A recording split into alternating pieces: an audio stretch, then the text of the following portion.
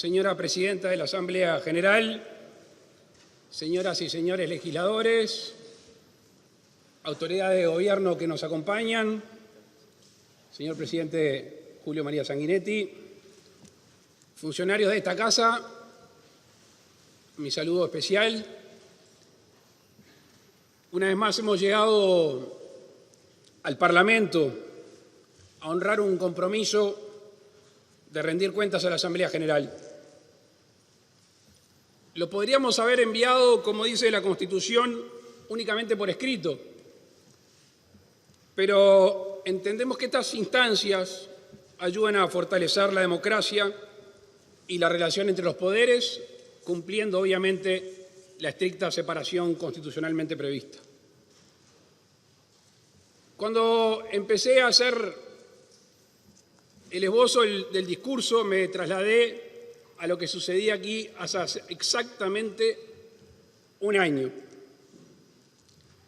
Y allí dábamos cuenta de la difícil situación que desde el 13 de marzo del 2020 le había tocado enfrentar al mundo y a nuestro país.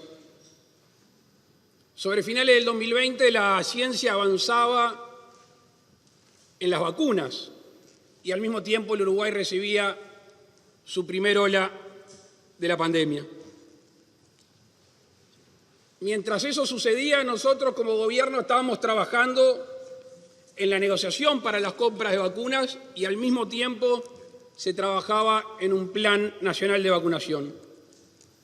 Plan que fue anunciado enseguida después, el día después de la llegada de las vacunas.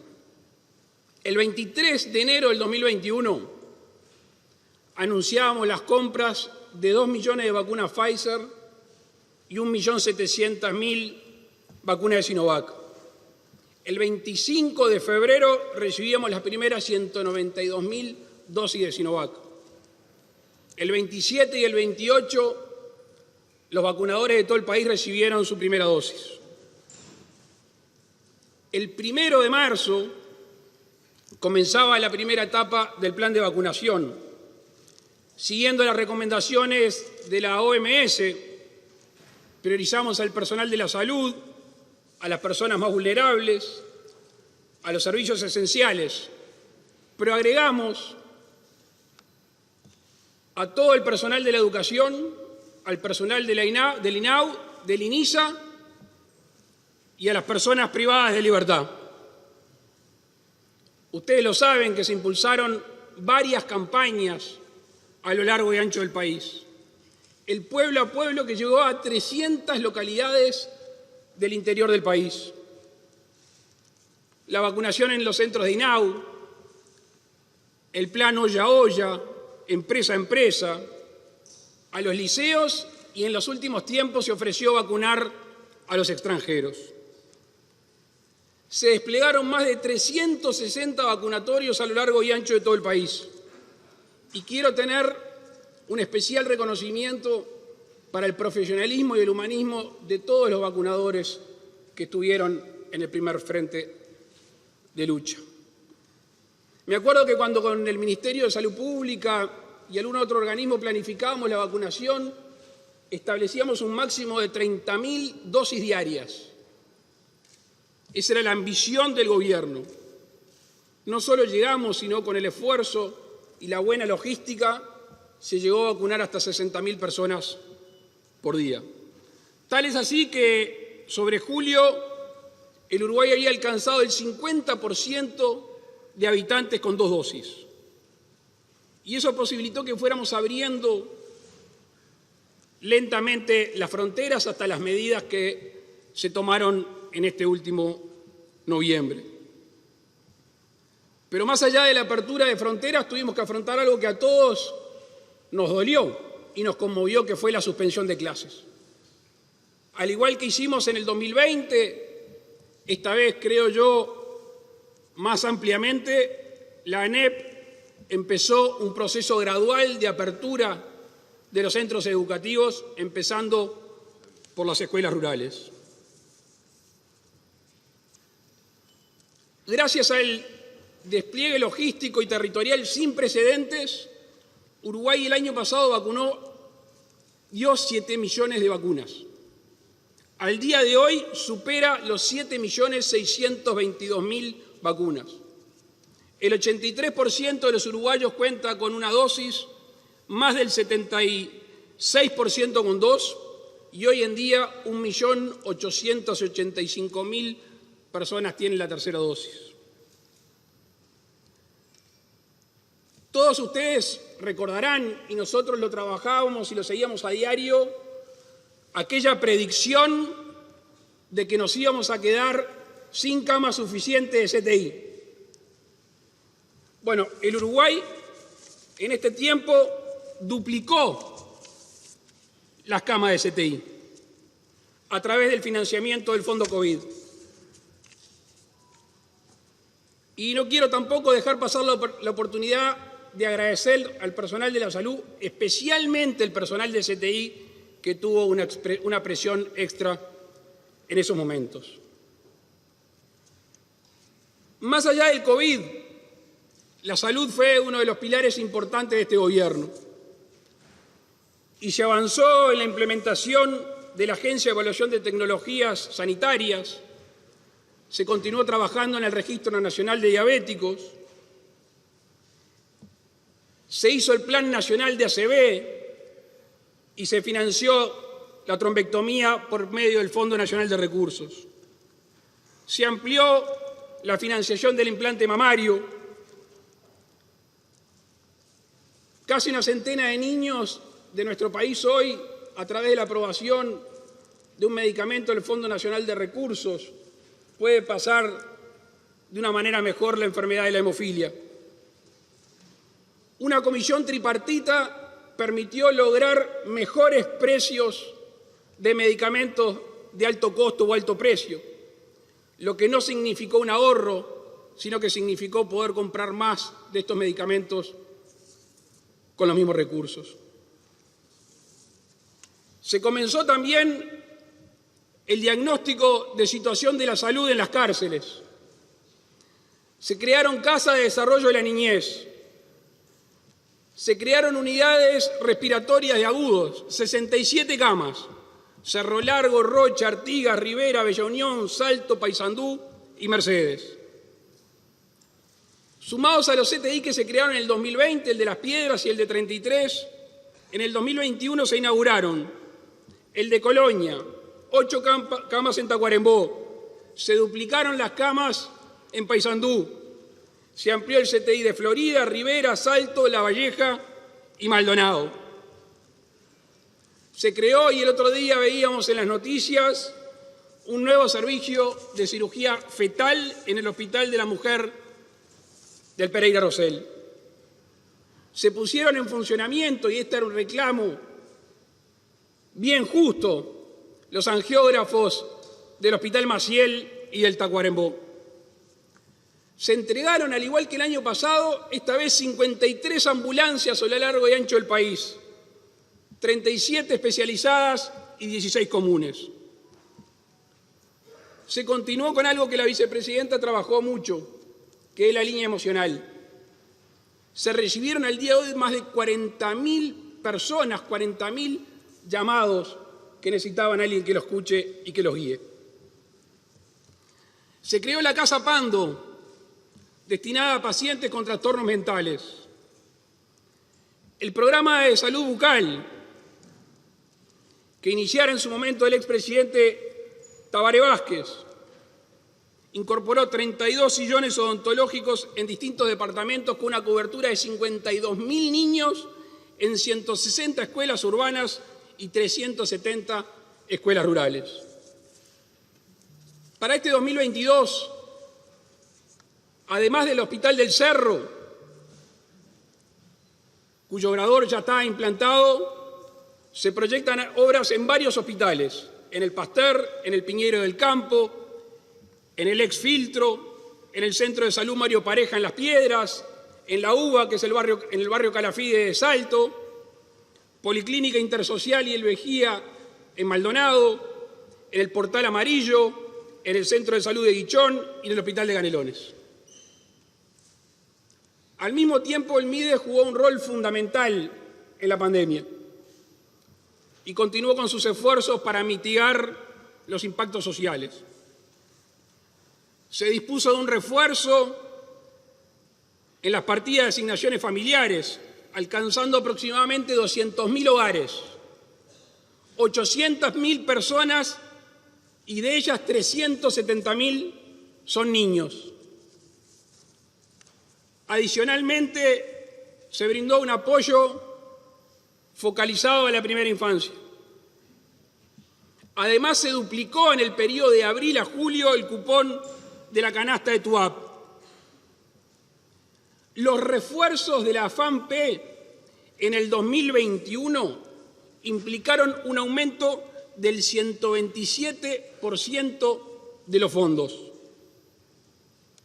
Se triplicó la población asistida a través del sistema de comedores, llegando a atender 24.000 personas por día. Se incrementó los productos en la canasta de celíacos. A través del plan de acompañamiento familiar se trabajó con 3.131 hogares, con 4.385 beneficiarios en 190 localidades del país. Miren qué dato relevante esto. Más de 12.000 personas se inscribieron como monotributistas MIDES. Al fin y al cabo, la gente sintió en la pandemia que el Estado era un palenque donde recostarse y formalizarse tenía un sentido. Durante el 2021, la Dirección Nacional de Protección Social permitió asistir a 7.564 personas. Para que tengan clara la cifra, esto representa un 71% de aumento respecto al 2019. Tuve la posibilidad de ir a la inauguración del centro de ingreso El Hornero, donde vivieron 220 mujeres con niños y adolescentes. Esto, junto al Sorsal, implicó un cambio en el modelo de atención a la situación de vulnerabilidad extrema. La noticia que estas 220 mujeres y niños y adolescentes, un gran porcentaje hoy ya consiguió o está en una vivienda. Por su parte, solamente el Plan Invierno tuvo 4.152 plazas disponibles, lo que dejaba un número de plazas restantes si se agravaba la situación. Para este 2022, el MIDES tiene como foco no solo tener estas plazas, sino atacar las causas por las cuales la gente va a vivir en la calle. Básicamente trastornos mentales, adicciones y mucha gente recién salida de la reclusión. Otro plan que desde el Gobierno le damos particular importancia es un piloto que suspende el tope de ingresos para acceder a la AFAMP con un doble objetivo: promover la formalidad laboral y además poder aumentar los ingresos. Este es un reclamo que escuchamos a lo largo y ancho de todo el país y el MIDES lo está implementando. Este año se comienza con el plan Accesos, que es una modificación del Uruguay Trabaja. Este plan tiene como objetivo la inserción sociolaboral de 3.000 participantes. Y el cambio de modelo nos va a permitir que el ingreso por persona en este plan pase de 11.400 pesos a 18.000 pesos.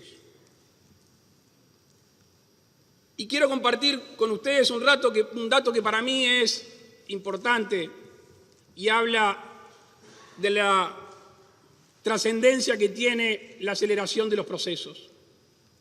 Este año se realizaron 125 adopciones. Es el mejor dato de que se lleva registro, que creo que es el 2001 o el 2002. Nuestro gobierno, con el voto en la rendición de cuentas del Parlamento, está elaborando una ampliación de la cobertura de la primera infancia. Después de negociaciones dentro de la coalición de gobierno, se van a destinar 50 millones de dólares, de los cuales 138 van a ser nuevos centros CAIF, 26 de los cuales se van a realizar en este año 2022, el bono crianza para más de 30.000 niños, el fortalecimiento de la política de cuidado, el acompañamiento familiar y algo que es fundamental, la captación temprana y un sistema de información integrado. Vamos a crear la ciudad universitaria Jorge Larrañaga, a quien extrañamos todos los días.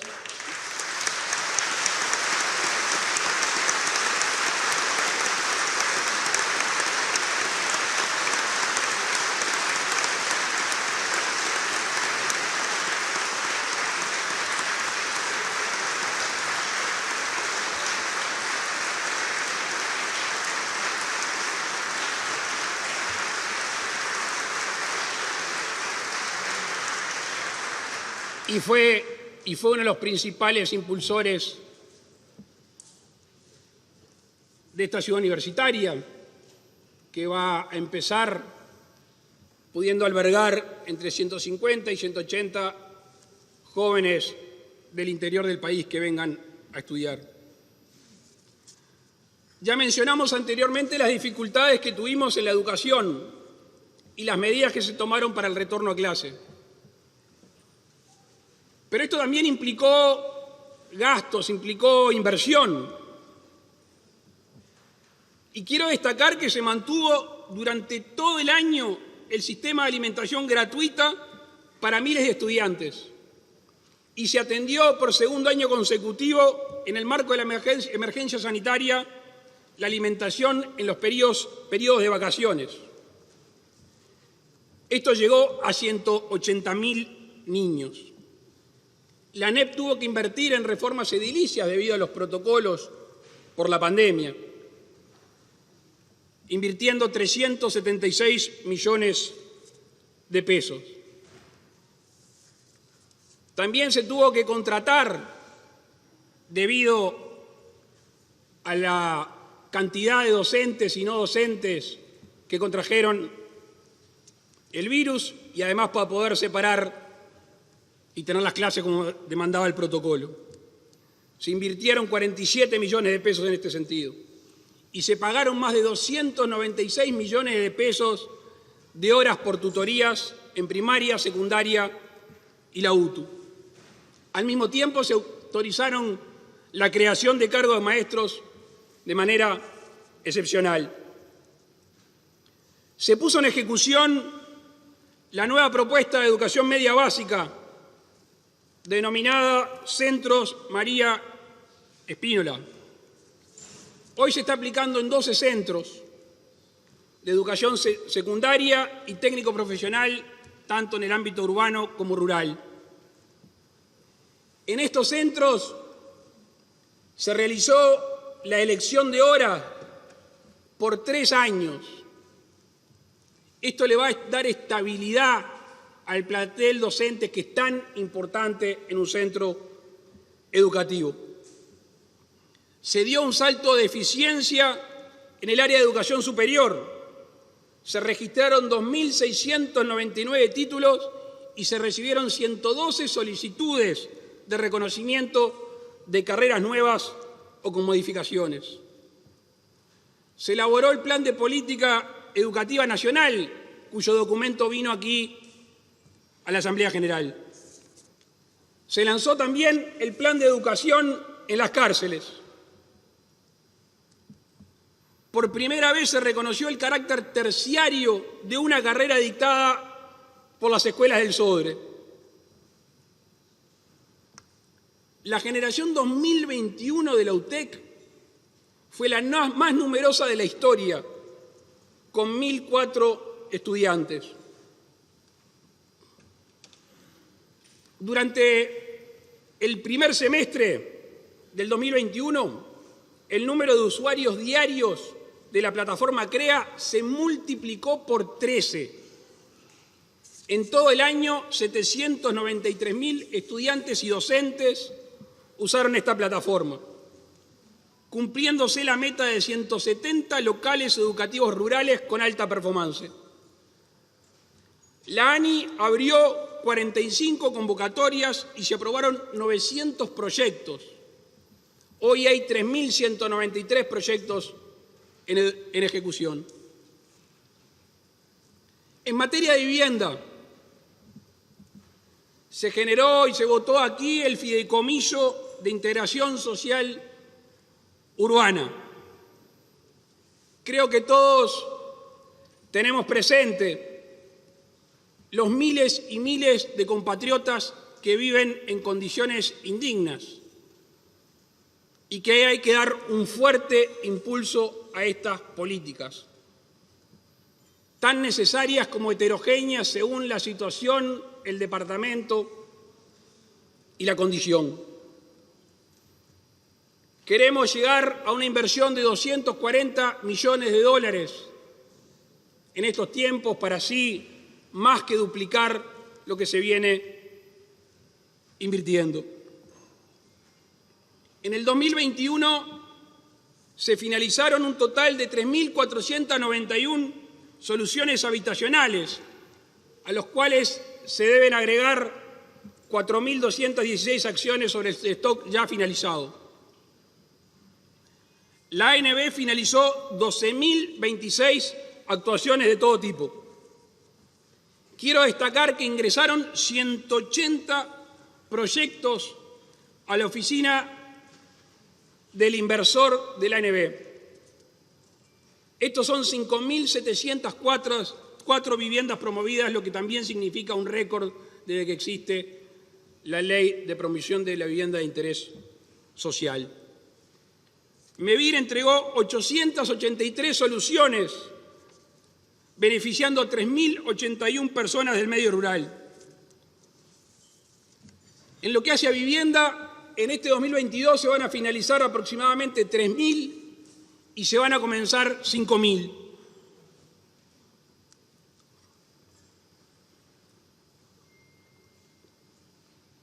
En este gobierno se creó el Ministerio de Ambiente y se le ha dado una relevancia de primer orden a la cuestión ambiental.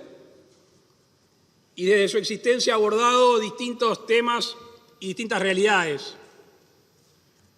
Los pilares fundamentales de acción están basados en el cuidado de la calidad del agua, en la promoción del desarrollo sostenible, en la conservación de la biodiversidad y ecosistemas, en el fortalecimiento de las funciones de control y las autorizaciones ambientales y la mejora en la gestión de residuos.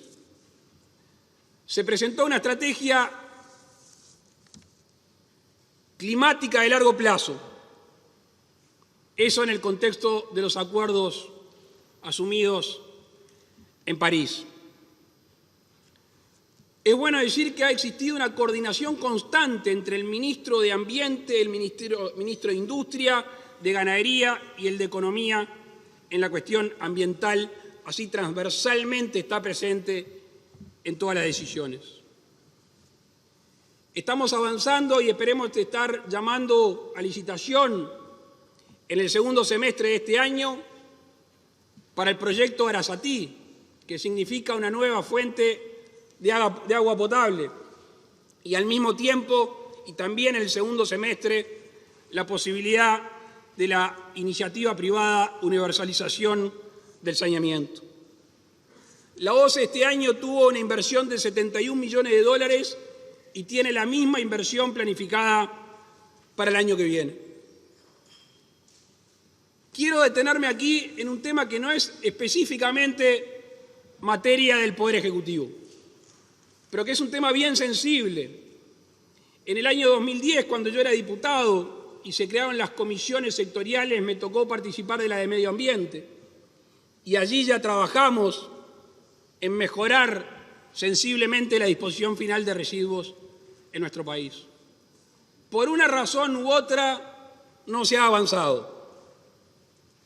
Este Gobierno nacional ha tenido conversaciones con la Intendencia de Canelones y con la Intendencia de Montevideo y se propone y se pone a la orden para avanzar en procesos amigables con el medio ambiente. Hemos recibido una iniciativa conocida como el Waste to Fuel, residuo a combustible, que esperemos que tenga la aceptación de las dos intendencias, la de Montevideo y la de Canelones, para poder avanzar finalmente en una solución a largo plazo y sostenible ambientalmente. Uno de los sectores más castigados en esta pandemia fue el sector turístico.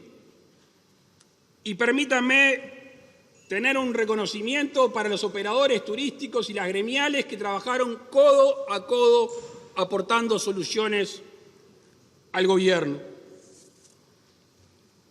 En mayo del 2021 surge el denominado Plan de Salvataje del Sector Turístico, que incluyó una batería de medidas nuevas y también dar continuidad a distintas acciones tomadas anteriormente.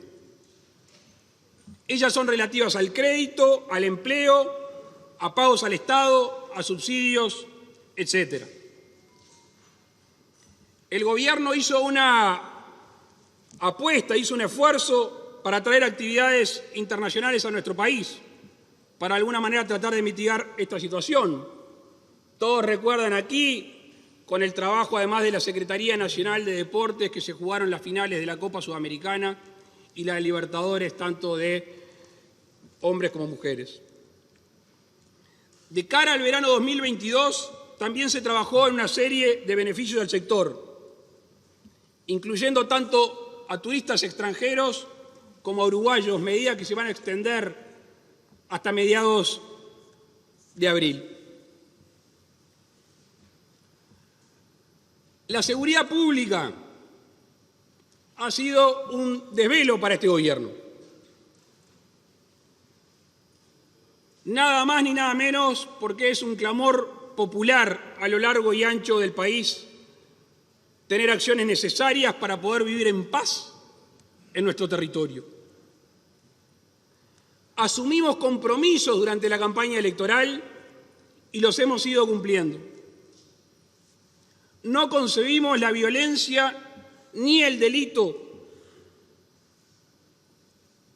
como algo para aceptar en la vida social. Por lo tanto, no va a ser el conformismo nuestra actitud.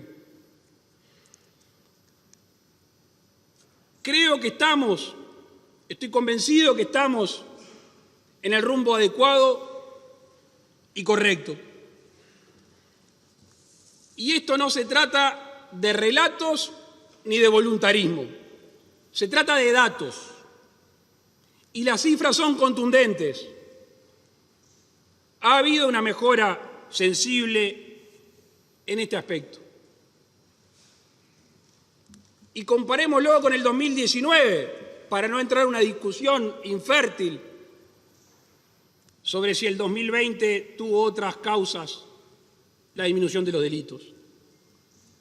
Comparado al año 2019, los homicidios se redujeron un 23%, las rapiñas casi el 19%, los hurtos casi el 19% y el 36% los abigeatos. Si bien hay una reducción de un 1%, nos sigue azotando el flagelo de la violencia doméstica. Y uno debería preguntarse, ¿por qué pasó esto? ¿Por qué es que se da esta situación o estos datos? Bueno, yo básicamente lo divido en tres aspectos. La primera, el equipamiento y el despliegue territorial. Comisarías, destacamentos, móviles, armamento. En cada pueblo de campaña que íbamos, veíamos destacamentos y comisarías cerradas. Después de la creación de la Dirección de Seguridad Rural, se compraron móviles y ellos recorren a lo largo y ancho de nuestro país, así como la presencia cada vez más notoria en los barrios de Montevideo y de las distintas ciudades. El segundo pilar es el respaldo legal, el escudo legal que necesita la policía, porque la delincuencia está cada vez más armada y cada vez más tecnificada. Y nosotros impulsamos a través de la Ley de Urgente Consideración normas jurídicas tendientes a cuidar a esas mujeres y hombres que nos cuidan a nosotros. Y después hay un intangible, que para mí es el tercer pilar, pero es igual de importante, que es el respaldo jerárquico y el respaldo moral. Que toda la cadena de mando se sienta que hay un respaldo, no solo de la ley, sino que también de la verticalidad del Ministerio del Interior y la Dirección Nacional de Policía. Una mención especial merece el combate al narcotráfico, que sabemos que en sí es un delito, pero además es generador de otros delitos y de violencia. Bueno, aquí también hay datos con los cuales no nos conformamos, repito, pero hacen de pensar que estamos en el buen camino. En el 2021 tenemos récord de incautación de pasta base, 1.196 kilogramos. Récord de incautación de cocaína, 2.075 kilogramos. Récord de personas indagadas, 4.673. Y tenemos récord de condenados, 1.465, además de que tenemos récord de incautación de divisas nacionales y extranjeras. Insisto, en esta voz serena pero firme no estamos hablando de relatos, estamos hablando de datos. Esto no significó dejar de lado a los centros de reclusión, con lo cual se potenció el plan de dignidad carcelaria.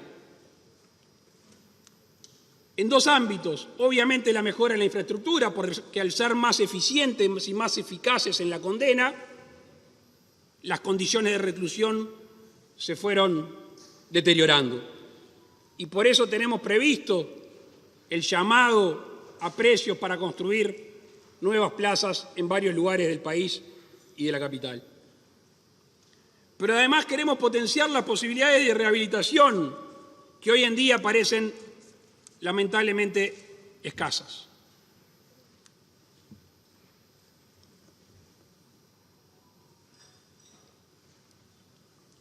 Desde el Ministerio de Defensa, y aprovecho a saludar a los comandantes de las tres fuerzas, se realizaron tareas para seguir colaborando intensamente con las acciones para afrontar la pandemia.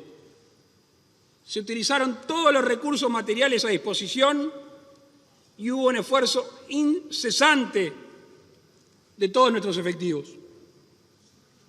En cuanto al equipamiento, ya se habían sumado los C-130, los Hércules, el año pasado, el 2020, perdón.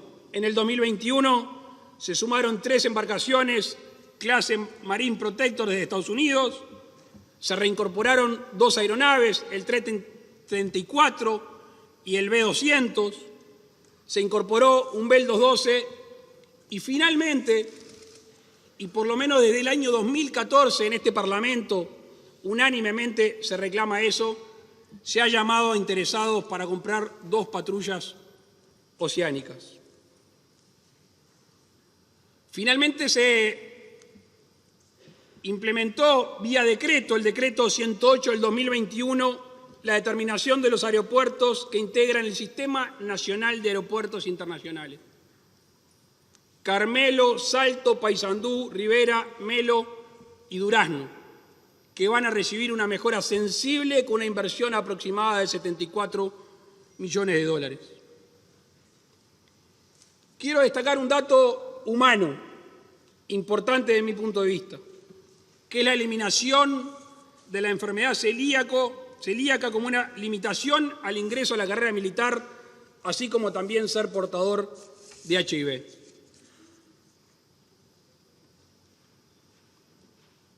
La pandemia ha cambiado el mundo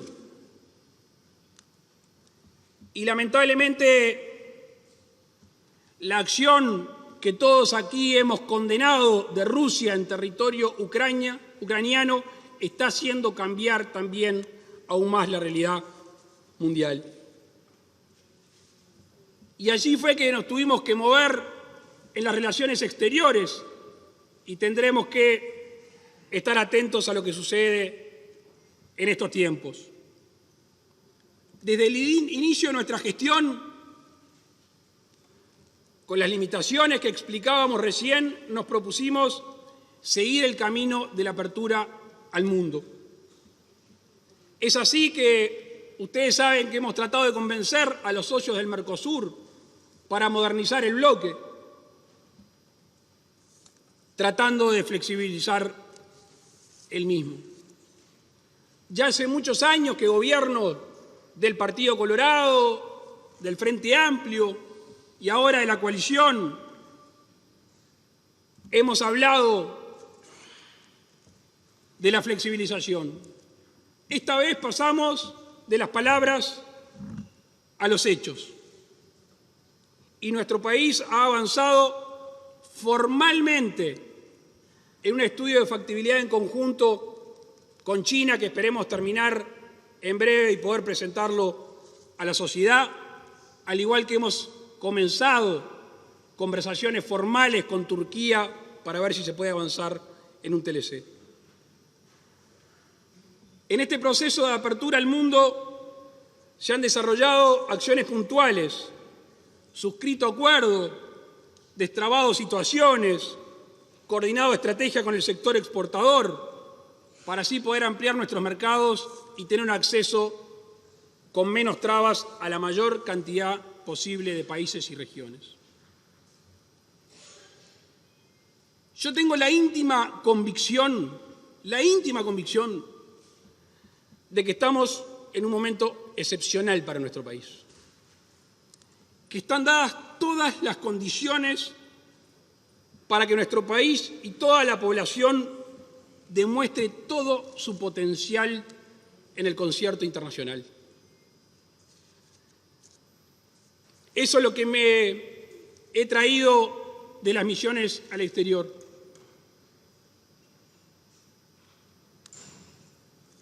Queremos enfocarlo con nuestros vecinos en una agenda positiva. Políticas de frontera, que tantos legisladores de aquí, de la frontera, nos han mencionado una y otra vez, reclamando que se junten los países y que no se gobierne con políticas en un escritorio a 500 kilómetros de algún punto del país. Queremos proteger y ampliar la utilización de nuestros ríos y lagunas con Brasil y con Argentina. Estamos avanzados a través de la CAF, en principio, pero sin descartar otra financiación del puente Montecaseros-Bella Unión. Y estamos trabajando firmemente y siguiendo la decisión soberana brasileña de poder dragar el canal entre la Laguna Merín y Laguna de los Patos, que al este del país le generaría un cambio radical en su economía y su interconexión. En campaña electoral hablamos una y otra vez de la necesidad de nuestro país de recibir personas, familias e inversiones del exterior. Yo creo que la pandemia impulsó esta situación. En el 2021 se dio un récord histórico. 14.930 personas tramitaron la residencia permanente, más de 12.000 de las cuales provienen de la Argentina.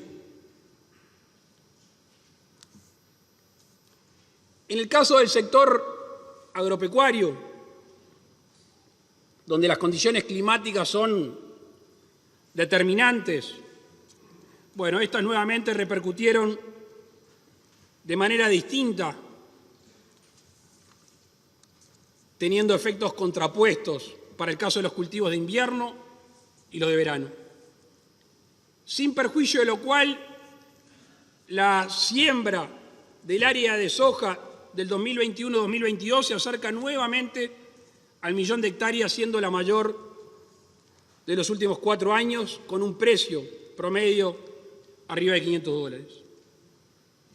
El trigo de invierno en este invierno 2021 tuvo un rendimiento máximo histórico. La cebada y la colza tampoco fueron ajenas a estos rendimientos. La carne vacuna batió un récord de exportación y también batieron récord los bienes agroindustriales. En un proceso que empezó ya hace unos años, que es el recambio de los cítricos, también se exportaron 100.000 toneladas después de varios años de no obtener esta cifra. Como el clima es tan determinante, hemos estado trabajando fuertemente en un proyecto piloto de seguros agrícolas para generar información adecuada para la mejora y el diseño de cultivos de secano. Creamos un grupo ejecutivo a ver si finalmente podemos incidir en el flagelo de la bichera, que perjudica a muchos productores. Se modificó el decreto reglamentario del Fondo de Emergencia y la modificación del Fondo Lechero permitió devolver lo que se había pagado de más por parte de 1/3 de los remitentes por un valor de $1.400.000 el año pasado y seguramente este año supere el $1.700.000. Ha habido un trabajo muy intenso por parte de toda la institucionalidad agropecuaria, conjuntamente con el Ministerio de Relaciones Exteriores, para poder abrir más mercados. Se está haciendo un trabajo importante en el INBA, pero tenemos allí un debe con el sector agropecuario que es referente a las jaurías que han destrozado las majadas de gente que ha desechado la cría de ovinos a lo largo y ancho del país.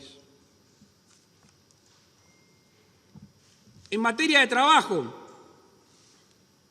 y de las relaciones laborales, el 2021 fue un año intenso y con variaciones importantes.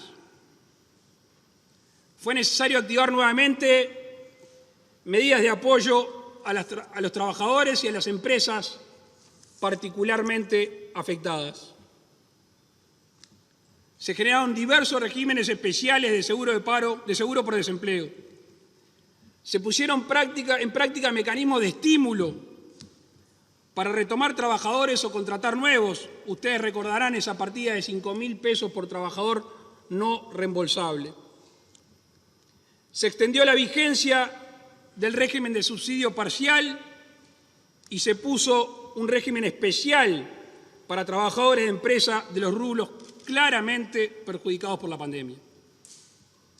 Se amparó a los trabajadores zafrales de la caña de azúcar en subsidio por enfermedad y se elaboraron decretos que flexibilizaron los requisitos de acceso al seguro de paro a los trabajadores rurales y a los de la caña de azúcar. Esta segunda mitad del 2021 mostró un proceso gradual y continuo de reactivación laboral. En el cuarto trimestre de 2021 hubo 21.000 personas más trabajando que en el mismo periodo del 2019. En diciembre el desempleo tuvo un registro del 7%, llegando a niveles que no se registraban desde diciembre del 2017. Hasta diciembre la cantidad de trabajadores en el seguro de paro disminuyó por séptimo mes consecutivo. Y un dato no menor es la reducción del trabajo informal. Algo comentábamos con los monotributistas, Mides, pero el trabajo informal hoy es del 21,7%, cuando antes de la pandemia era del 25%. Se generaron instrumentos legales y administrativos para estimular el empleo en los sectores más vulnerables. Se llevó a cabo la 9ª ronda de los consejos de salarios. Datos, no relatos y pronósticos.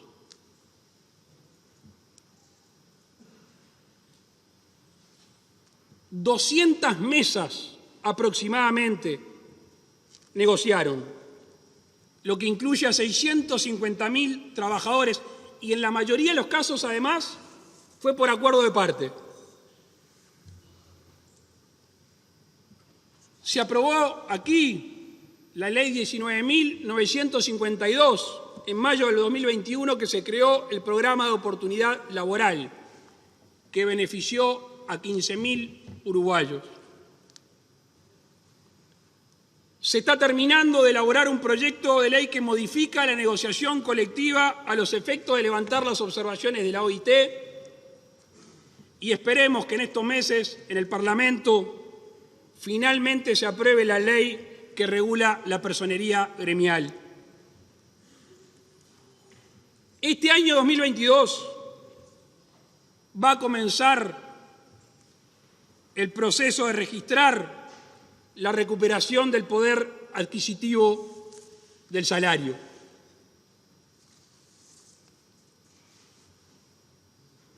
Desde el Ministerio de Industria, Energía y Minería se ha trabajado para impulsar la competitividad de la producción nacional en sus diversos sectores: la agroindustria, la industria manufacturera y de procesos, la industria de alta tecnología y las nuevas industrias creativas.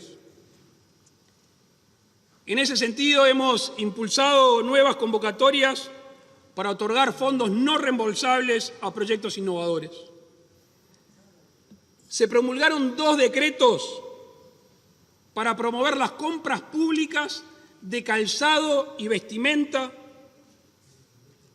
para dar apoyo a la industria nacional, cosa que era reclamada por empresarios y sindicatos.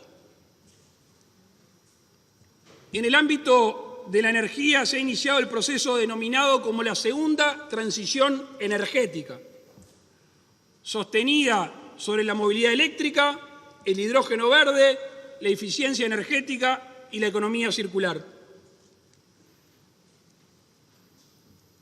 Se está trabajando fuertemente en el programa H2U relativo al hidrógeno verde. Se espera sobre este mes de marzo o abril tener el primer proyecto piloto y después comenzar a recibir proyectos de envergadura para poder producir hidrógeno verde o combustibles derivados. En ese sentido se creó el Sistema Nacional de Certificados Renovables. Se lanzó el proceso para asociar la división Portland de ANCAP y la subsidiaria Cementos del Plata para superar los problemas endémicos de la baja rentabilidad y pérdida de mercado local.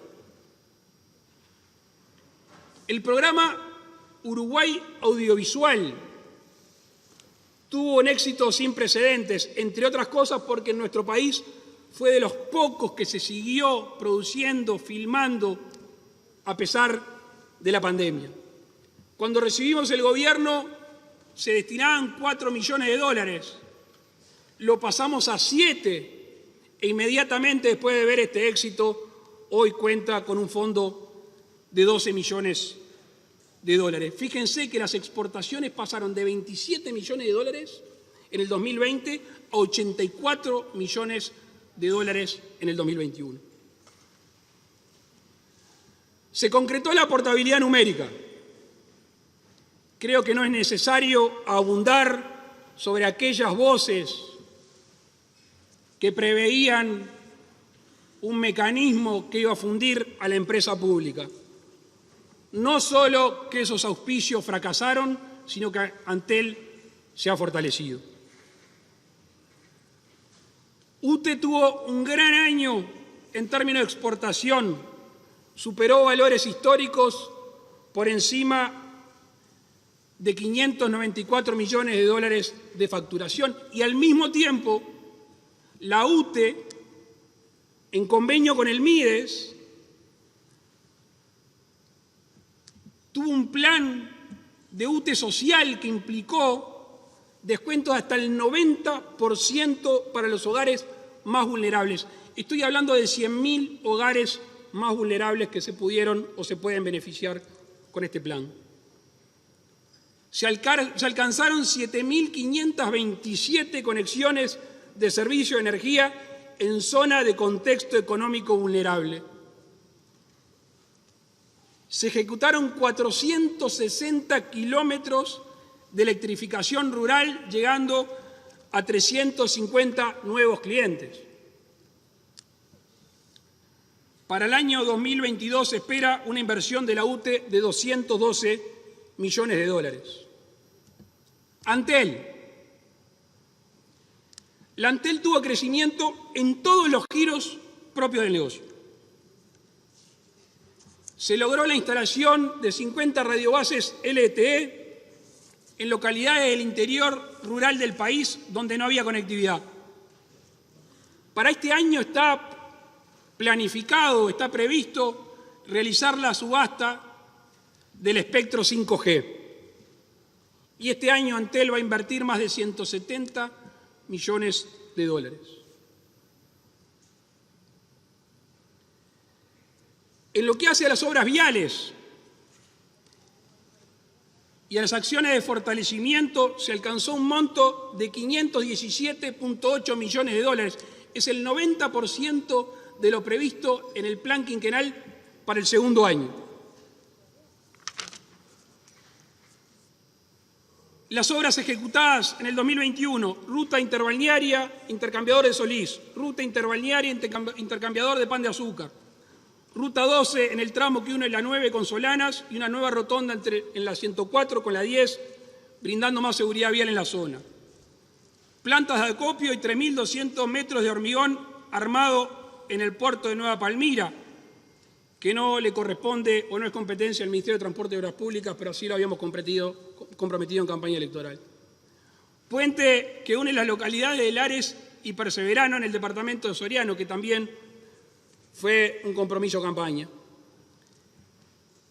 Entre las obras iniciadas, el puente del río Xí, el puente de Arroyo Agua Sucia, el intercambiador en ruta interbalnearia y camino de los Arroyanes, el circuito 2 de la PPP con fecha del 25 de mayo, se celebró el contrato entre el Ministerio de Transporte y Obras Públicas y la firma adjudicataria para la operación y financiamiento de infraestructura vial en rutas 9, 15 y conexión 9 y 15 por un plazo de 20 años. Para este año tenemos previsto una inversión total en obras viales y acciones de fortalecimiento por un monto de 869,3 millones de dólares. Y discúlpenme que haga un breve repaso de qué se trata esas cifras. En ruta son 163 millones, plan forestal 37, mantenimiento contratado y regionales 145, puentes casi 70, seguridad vial 31, CREMAF, ruta 6, concesionarios y participación pública y privado 429 millones de dólares. Se está avanzando fuertemente en las costas de Rocha en la regulación hídrica, un viejo reclamo de los habitantes de La Coronilla y las zonas aledañas. El puerto de Montevideo, en lo que refiere a mercaderías en términos globales, durante el 2021 captó la movilización de 15.795.743 toneladas, lo que significa un aumento de un 28% respecto al 2020. Además, hay varias obras en curso en el puerto, entre ellas la terminal especializada de contenedores, la que va a significar una inversión récord, la terminal granelera de Montevideo, las obras pesqueras. Y se comenzó con algo que hace mucho que escuchamos y tuvimos la posibilidad de verlo cuando estuvimos en el recinto acuático del puerto recorriéndole una lancha, que son los más de 20 barcos que están allí obstruyendo. Se ha comenzado con la remoción y el desguace de más de 20 barcos en el recinto portuario. Pensando en el desarrollo de la navegabilidad del río Uruguay, la cual estamos convencidos que puede ser un antes y un después si se hace en toda su extensión, estamos elaborando un plan y tratar de financiar el dragado de Nueva Palmira a Fraiventos para llevarlo a 32 pies, cuando hoy oscila entre 24 y 25, lo que seguramente signifique para el puerto de Fraiventos un antes y un después. Desde el programa del Fondo de Desarrollo del Interior se asignaron recursos por más de 2.195.000 pesos. Actualmente hay 229 proyectos en ejecución, 162 de los cuales fueron aprobados en el 2021. En el marco del programa de mejora de caminos rurales productivos se rehabilitaron 180 kilómetros y en el mantenimiento se invirtieron más de 551 millones de pesos. El total asignado a los gobiernos departamentales y a los municipios en el 2021 fue de 19.000 millones de pesos. En lo que hace a un compromiso de campaña, a una necesidad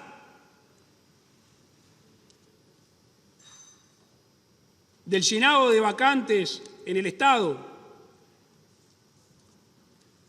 podemos decir que los vínculos laborales se redujeron entre el 2020 y el 2021 en 5.000, y si lo comparamos con el 2019, en 8.000.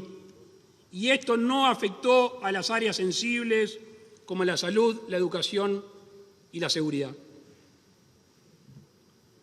Se realizaron 65 auditorías y de esas 23 acciones han pasado a la justicia penal. La Secretaría Nacional de Deportes impulsó obras a lo largo y ancho de todo el país en las plazas de deporte.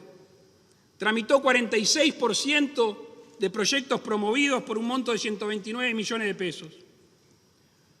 Firmó conjuntamente con el INR y la OSLA un convenio para que las personas condenadas a tareas comunitarias lo puedan hacer en las plazas de deporte. La ONDI tiene hoy 9 centros en el cual 1.160 niños han pasado a hacer algún tipo de actividad física por ellos.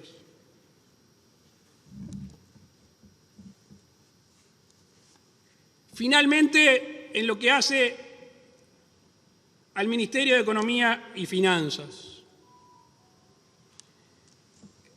el 2021 está pautado por datos auspiciosos.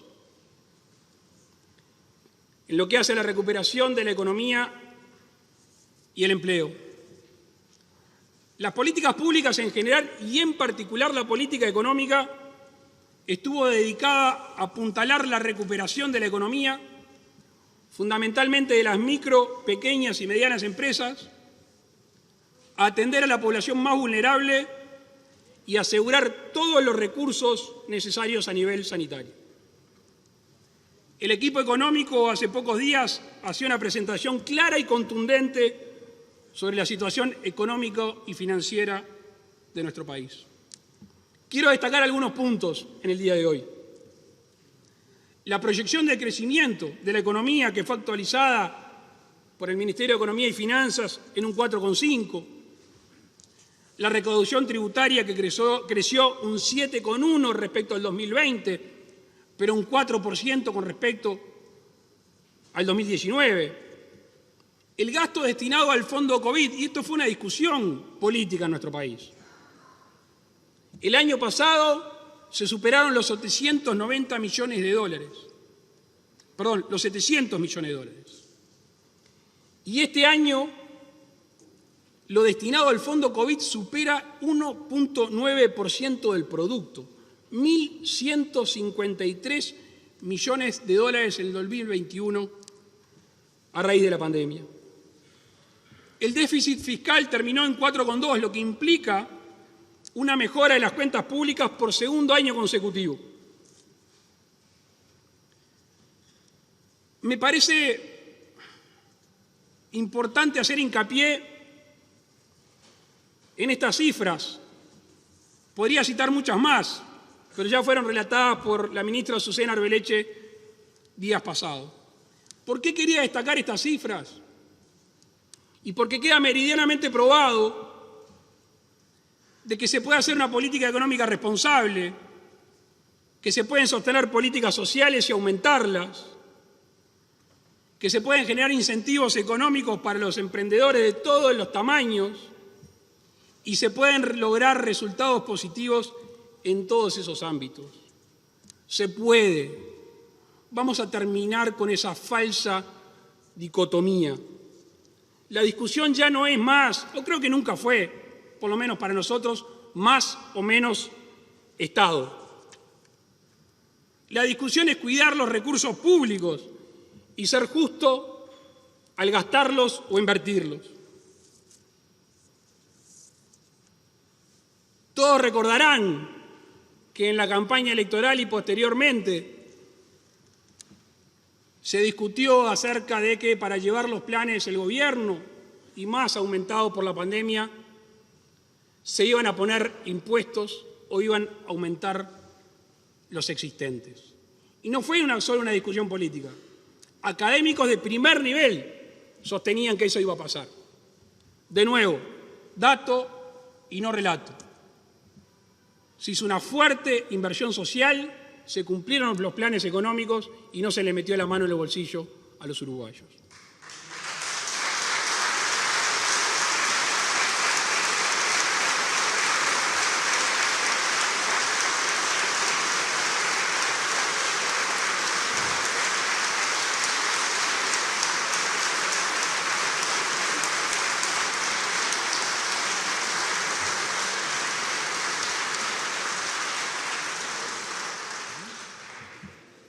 Quiero asumir un compromiso en nombre del gobierno. El otro día, el equipo económico, la ministra de Economía, informaba acerca de los pronósticos económicos financieros para este año. Y está claro que tiene credibilidad cuando habla. La realidad lo ha demostrado. Tenemos el firme compromiso de cumplir con lo pactado en el compromiso por el país, de obtenerse resultados satisfactorios en la economía, de reducir el IAS y de aumentar las deducciones en las franjas más bajas del IRPF en el año 2023.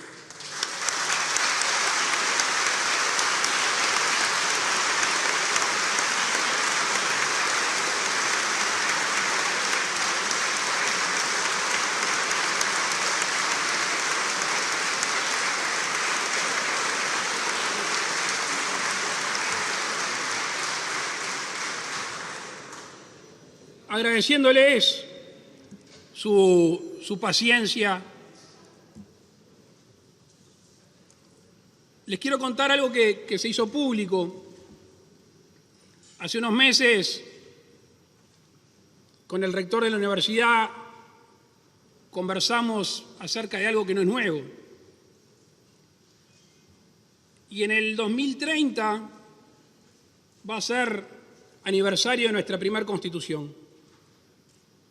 Y nos pareció una buena oportunidad para convocar a todos los uruguayos. Fíjense que de aquí al 2030 van a pasar 2 presidencias.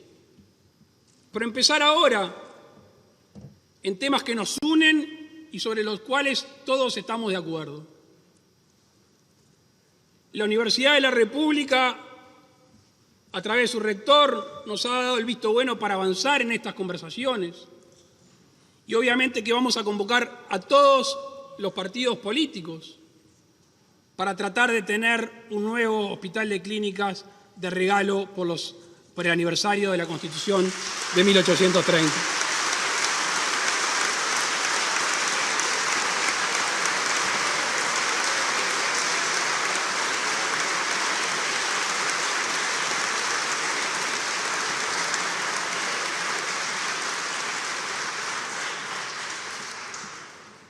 Obviamente que estos temas de largo aliento requieren el compromiso, no explícitamente y económicamente del gobierno actual, sino de los que vendrán.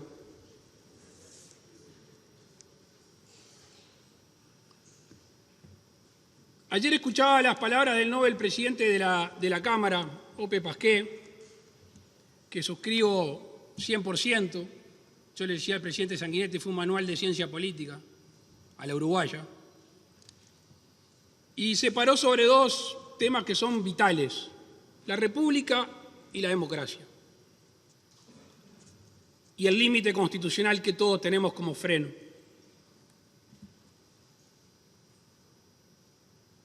A veces, en el fragor de la lucha política y dialéctica, nos olvidamos que esta democracia, esta república que tenemos, que tantos miran con admiración, no es una creación de este instante, es una creación histórica.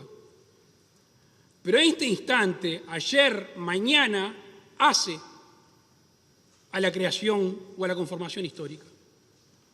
Y por eso en la pequeñez histórica que podemos tener, darnos cuenta de la relevancia actual de cada uno de nosotros.